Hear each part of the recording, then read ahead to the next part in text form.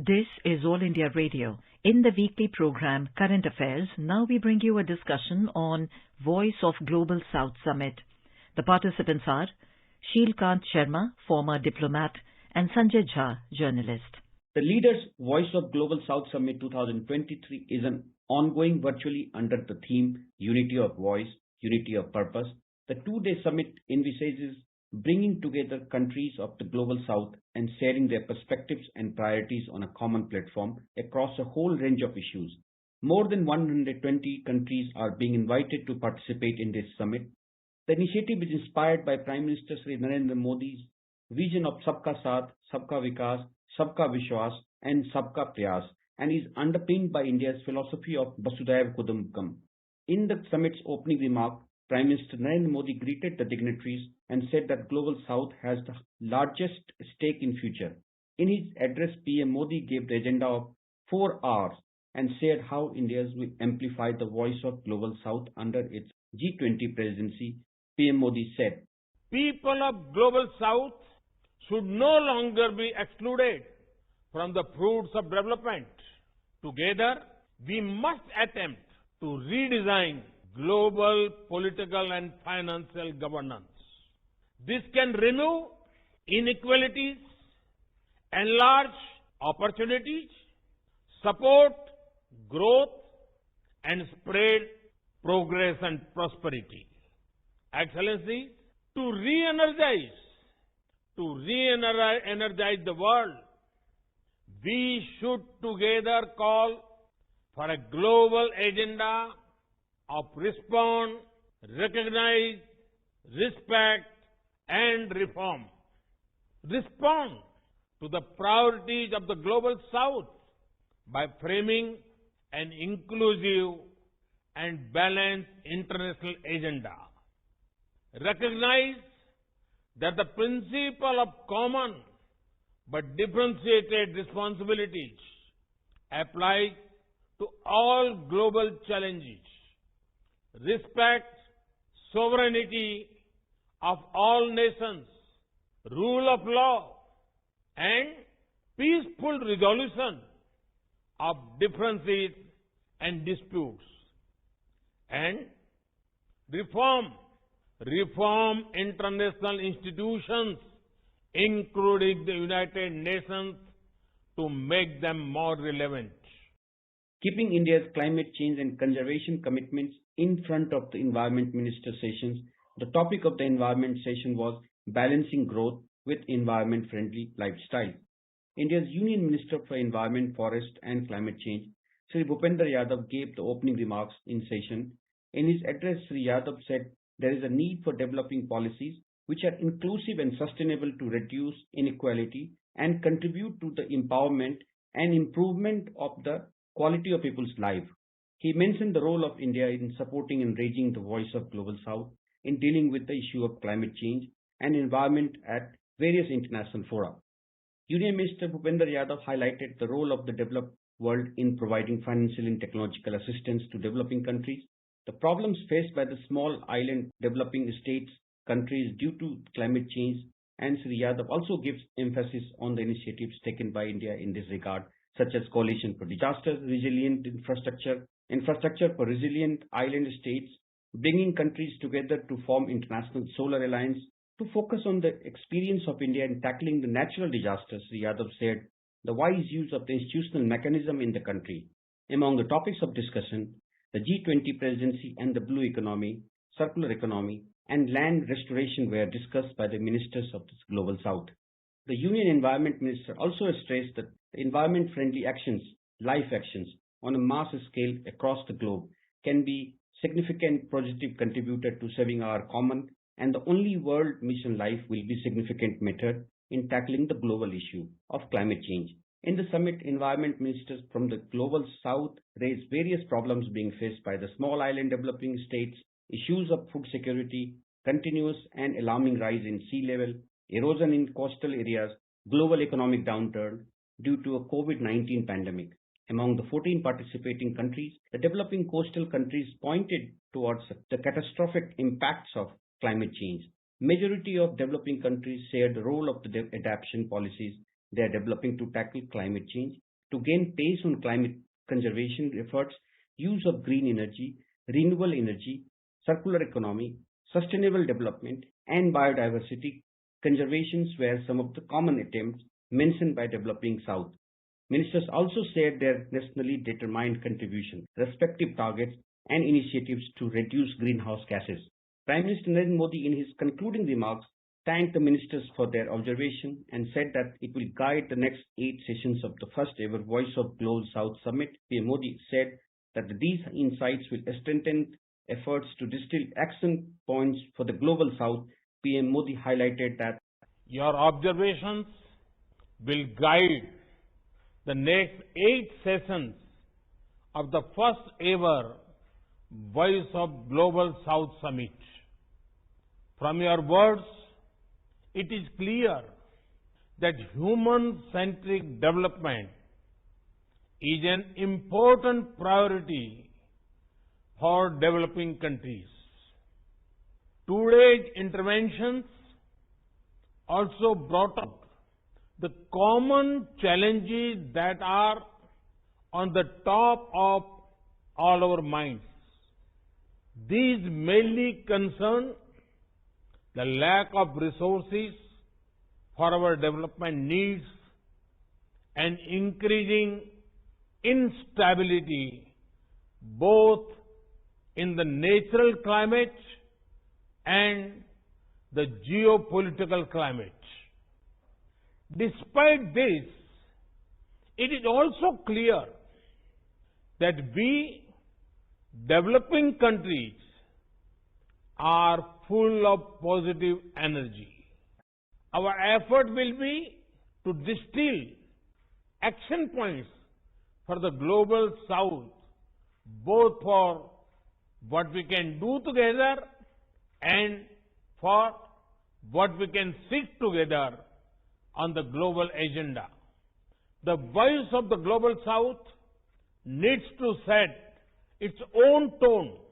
Together, we need to escape the cycle of dependency on systems and circumstances which are not of our making.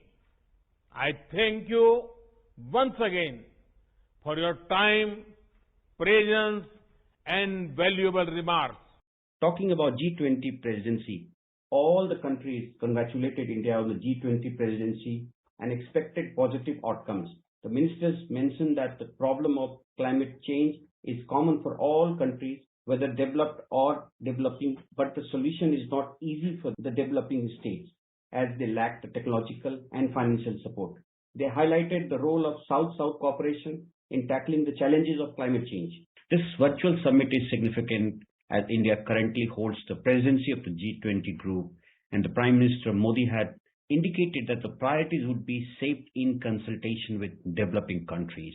Dr. Sharma, you have led India's foreign policy, as a former diplomat. How important do you think is this summit? And if you can also tell us what exactly is this Global South Summit? Well, this is the pre-G20 high-level consultations among the countries of the South initiated by our Prime Minister to get the voice of the Global South, which can be then transmitted in a very coherent way to the G20 summit.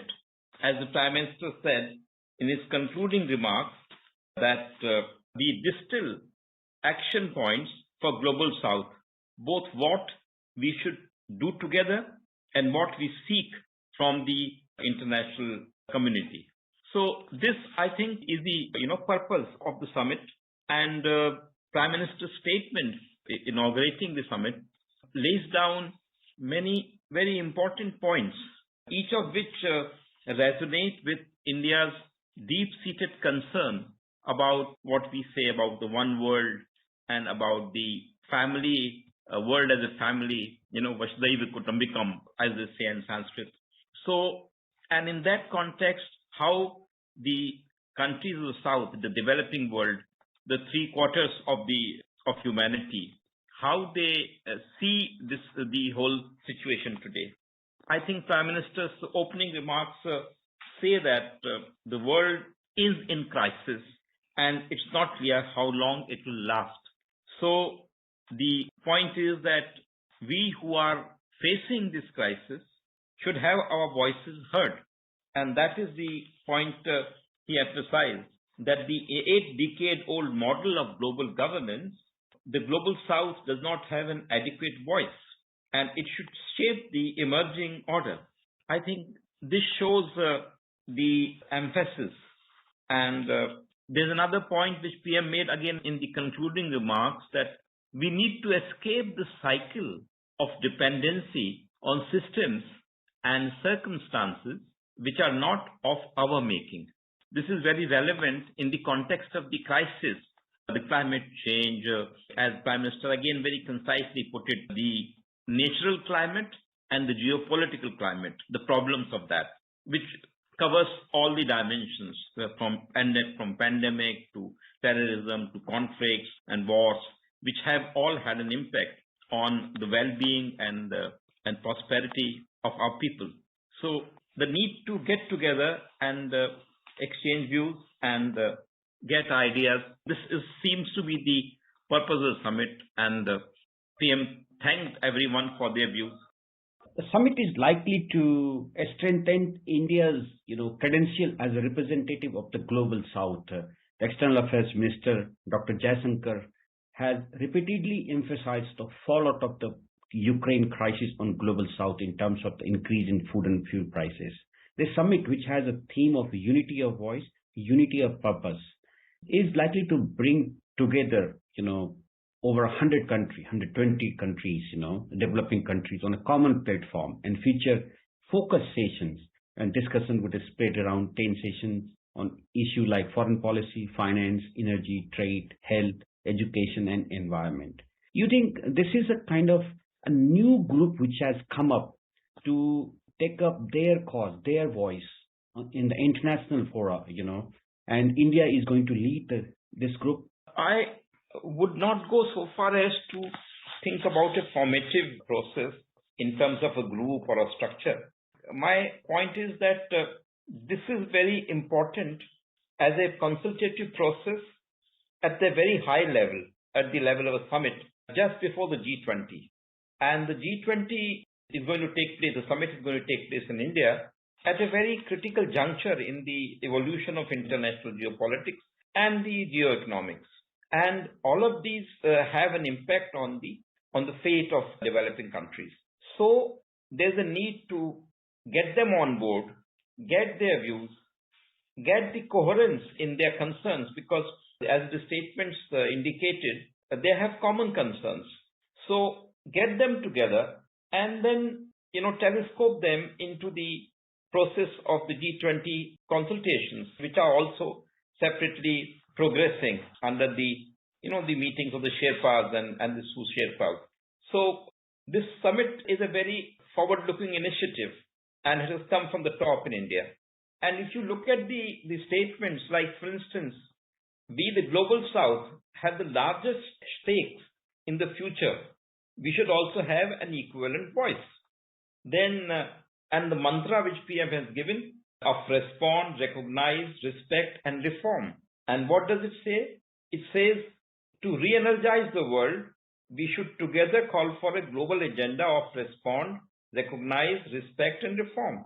And what is respond? Respond to the priorities of the Global South by framing an inclusive and balanced international agenda. Recognize that the principle of common and differentiated responsibilities applies to all global challenges. Now, common but differentiated responsibilities is the core for our approach to climate change discussions in the summits. And but Prime Minister says these apply to even, say, debt crisis, even a pandemic, all the global crises which have come to fore over the last 2 years. They all bear this, have a bearing on this common but differentiated responsibility. The third point is respect sovereignty of all nations, equality, rule of law, and peaceful solution or resolution of disputes and conflicts. And then lastly, reform of international institutions, including the United Nations, to make them more relevant. Now, these are again in sutra form, in concise form, conveying the concerns of the developing world. Dr. Sharma, 2023 is very different, and the world feels very different in this year. From climate negotiations to exports to diplomacy, the global south is becoming more and more powerful. And we see the global politics trend is not what is getting enough attention. The global south is becoming more and more visible and influential in every area, from climate change, the big climate summit, which has been remembered for a breakthrough agreement of a loss and damage that was also possible because of global south. So Prime Minister Modi talks about a global south must create a new world order. So what does he mean by a new world order? You mean you're talking about UN, you're talking about other institutions? What exactly does Prime Minister is talking about? Well, this again he said, together we must attempt to redesign global political and financial governance. This can remove inequalities, enlarge opportunities, support growth, and spread progress and prosperity. So this is the purpose of how we shape the emerging global order. And the need of the hour is to identify simple, scalable, and sustainable solutions that can transform our societies and economies, whether it is poverty, universal health care, or building human capacities. In all these areas, we have to overcome difficult challenges. And then he goes back to the last century, that in the last century, we supported each other in our fight against foreign rule. We can do it again in this century to create a new world order that will ensure the welfare of our citizens. And as far as India is concerned, your voice, that is the voice of the global south, is India's voice. And the priorities of global south are India's priorities. Now, you might say that this is all very well, but what about the tangible things? So about the tangible things, again, we have repeated that our development partnership over all geographies and diverse sectors have continued. We supplied medicines and vaccines to over 100 countries during the pandemic. India has always stood for a greater role for developing countries in determining our common future. And one earth, one family, one future. This is the mantra. Dr. Sharma, Prime Minister, while addressing the opening session of Voice of Global South Summit, pointed out one very important thing, that Global South has to prioritize, by framing an inclusive and balanced international agenda, recognizing that the principle of common but differentiated responsibilities applies to all global challenges, and not just the West problem, and respecting sovereignty of all nations, rule of law, and peaceful resolution of differences and disputes. And lastly, reforming global institutions, including the UN, to make them more relevant. India has been asking to be included in the Security Council, and it is our legitimate demand as the second most populous country of this universe. We need to have a voice. We need to have our own opinion about the world issues. But so far it has not happened. So do you think this common platform will create some kind of pressure on the international organizations like IMF, World Bank, United Nations to have more representations? And as India is the leader of this common platform, India's induction and much more active role? What this summit is asking for is the role of the South. Now, in the international organizations and the global governance, not only India, but our fellow nations in Asia, Africa, Latin America, they all want a voice. So, for instance, when you talked about UN Security Council, its expansion is overdue in both non-permanent members and permanent members category, so that it reflects the situation as prevails in circa 2023 or 24, after 75 years of our independence. So there are proposals to that effect, and they include also India's joining as a permanent member in the Security Council, along with Japan, Germany, Brazil, and an important representative of Africa. Now, this is the totality of the proposals which are at present there. And there is an attempt to firewall and stop these things from coming up. Despite individual countries' support, From the very top, you have of the permanent members, four of them have supported India's point. So that is the situation. But to summarize this summit to just Security Council thing is not fair. This is a logical, consequence of the processes which India has been engaged in over the last several years. India's role as a bridge builder, India's role as a country about whom nobody has any fears. India does not invoke, fears in countries of possible domination or hegemony or extracting concessions against what is being given. So, like even our development partnership so far, 78 countries, has been demand-driven, has been in consultation with the countries and with the common purpose. And the fruits of this whole enterprise are for the countries concerned. So this has been India's engagement with the developing world over the last 5-6 decades. This is India's line. Now, this line naturally should bear fruit in terms of acceptability of India across a wide spectrum among the countries of the world. Their comfort level with India has increased.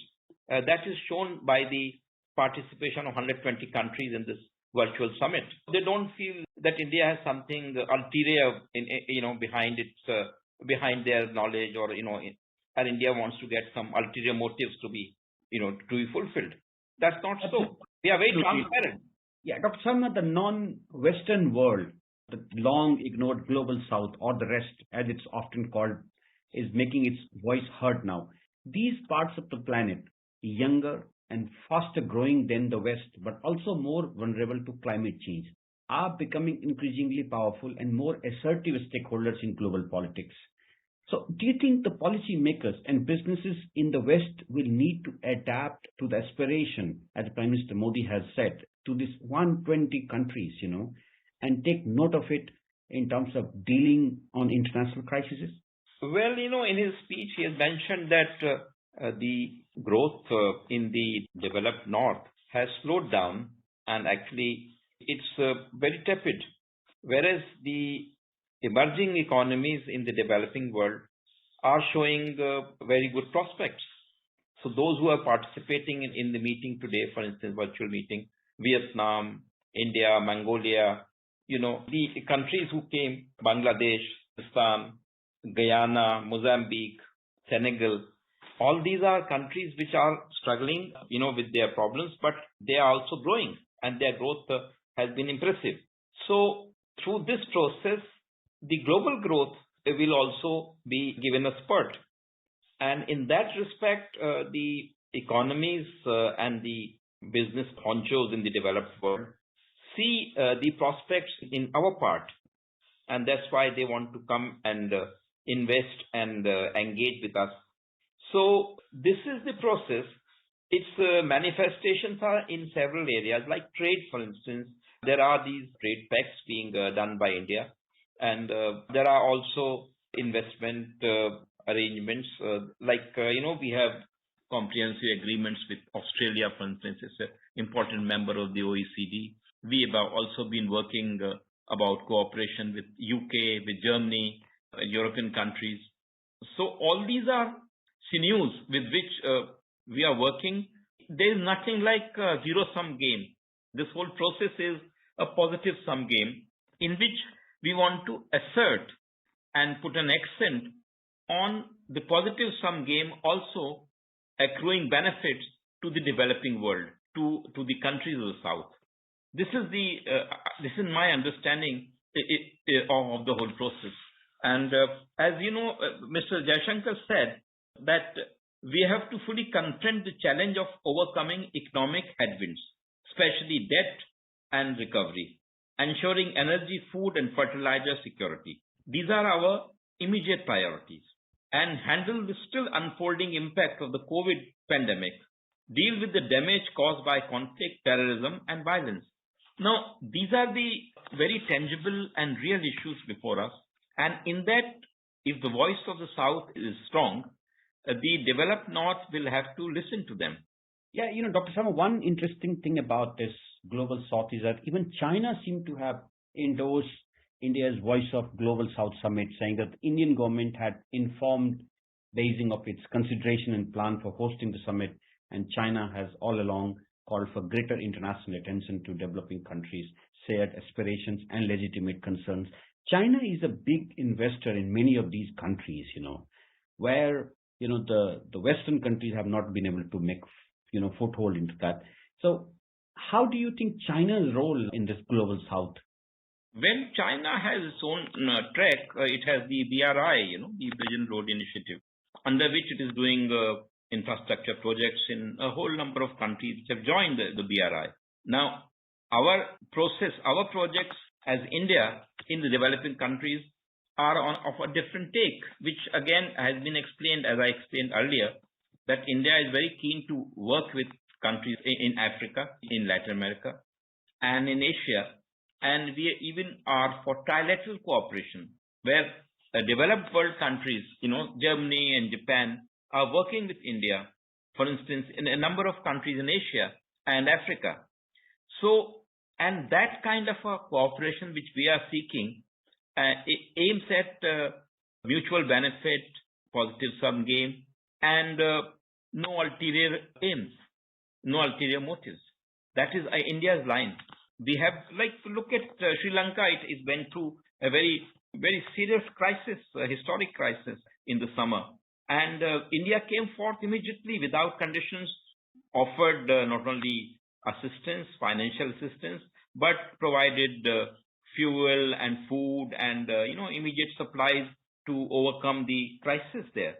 That is India's approach, that when our neighbors or our development partners are in crisis, India wants to come forth and provide their needs immediately, not in a long-winded and elaborate or conditional plans.